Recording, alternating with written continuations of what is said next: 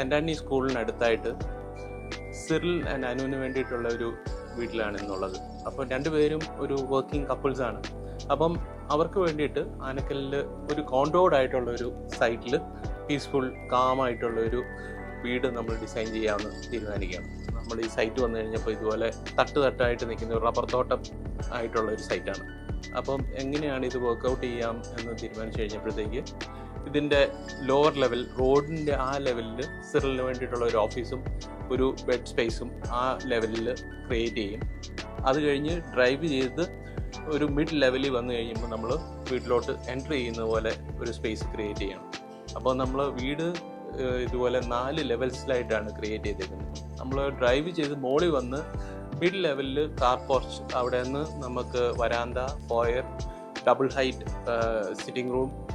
അപ്പം ആ double height sitting റൂമിൽ നിന്ന് നോക്കിക്കഴിയുമ്പോൾ നമുക്ക് ബാക്കിലോട്ടുള്ള ഒരു ഗാർഡൻ സ്പേസിലോട്ടും ഫ്രണ്ടിലോട്ട് ഉള്ള ഗാർഡനിലോട്ടും ഓവർലുക്ക് ചെയ്യുന്ന പോലെയാണ് ആ double height sitting space create ചെയ്തേക്കുന്നത്. അവിടെ നിന്നാണ് ബാക്കി ഇതുപോലെ ഇതിൻ്റെ പ്രൈവറ്റ് സ്പേസ് ആയിട്ടുള്ള ലിവിങ് ആൻഡ് ബെഡ്റൂംസ് അതിൻ്റെ ലെഫ്റ്റ് സൈഡിലോട്ടും സർവീസസ് ആയിട്ടുള്ള ഡൈനിങ്, കിച്ചൺ, പാൻട്രി അതെല്ലാം അതിൻ്റെ റൈറ്റ് സൈഡിലോട്ടുമായിട്ടാണ് അത് പ്ലേസ് ചെയ്തേക്കുന്നത്. ഈ 4 ലെവലുണ്ടെങ്കിലും ഈ 4 ലെവൽസിലോട്ടുമുള്ള വ്യൂസ് നമുക്ക് ലിവിങ് സ്പേസിൽ നിന്നും സിറ്റിംഗ് സ്പേസിൽ നിന്നും എല്ലാം ഇൻട്രാക്ട് ചെയ്ത് നമ്മൾ കൊടുത്തേക്കാണ്.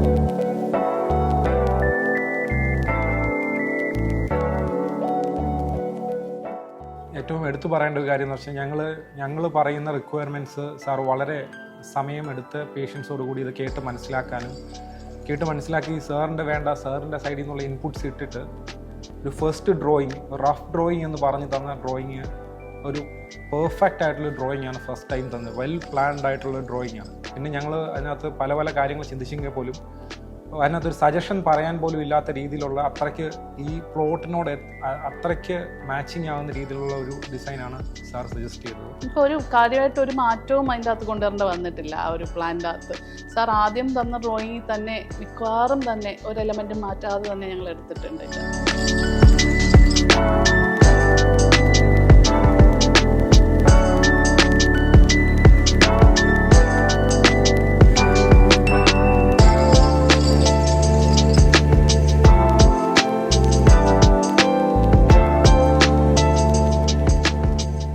എല്ലാ രീതിയിലും ഈ വീട്ടിൽ ഭയങ്കരമായിട്ട് സാറ്റിസ്ഫൈഡ് ആണ്. ഞങ്ങൾക്കൊരു റിഗ്രറ്റ്സും ഇല്ല.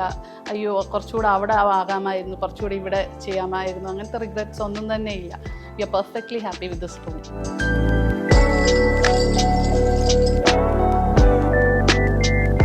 അത്രത്തോളം സാറിൻ്റെ ഒരു ഇൻവോൾവ്മെൻറ്റ് ഈ വീടിൻ്റെ end to end design to construction സ്റ്റേജിൽ നിന്ന് ഫൈനൽ ഫിനിഷ്ഡ് വീട് വരെ ആകുന്ന സ്റ്റേജിൽ സാറിൻ്റെ ഇൻവോൾവ്മെൻറ്റ് അത്രത്തോളമാണ്. അപ്പം ഞങ്ങളുടെയും ഞങ്ങളുടെ കുടുംബത്തിൻ്റെ പേരിൽ സാറിനോടുള്ള നന്ദി രേഖപ്പെടുത്തുന്നു.